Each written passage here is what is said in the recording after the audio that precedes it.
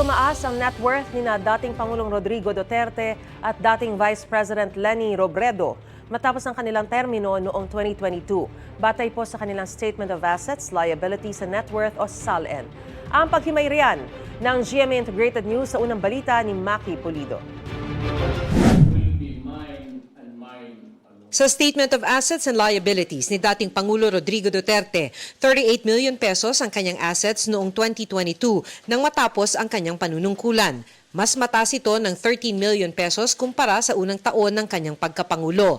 Sa kanyang mga ari-ari ang nakalista sa 2022 SALN, 7 dito ay residential lots at isang house and lot sa Davao City at 2 ang sasakyan. Ang cash on hand ay halos 24 million pesos. May 1.5 million na binabayarang utang si Duterte kaya ang kanyang net worth nang magtapos ang termino ay 37.3 million pesos. Mas mataas yan kaysa sa net worth niya na mahigit 24 million nang maging Pangulo noong June 2016. Si dating Vice President at ngayon Naga City Mayor Leni Robredo naman, 27.5 million ang inilistang assets sa kanyang SALN noong 2022. Ito'y mula sa halos 18 million pesos na assets noong 2016.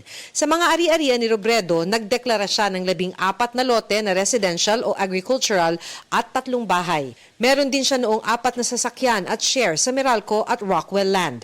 Ang cash on hand na idineklara ni Robredo noong 2022 ay halos 17 million pesos.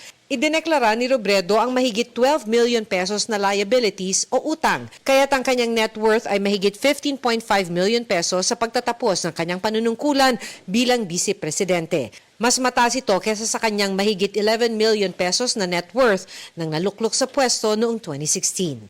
Ito ang unang balita, Maki Pulido para sa GMA Integrated News. Gusto mo bang mauna sa mga balita?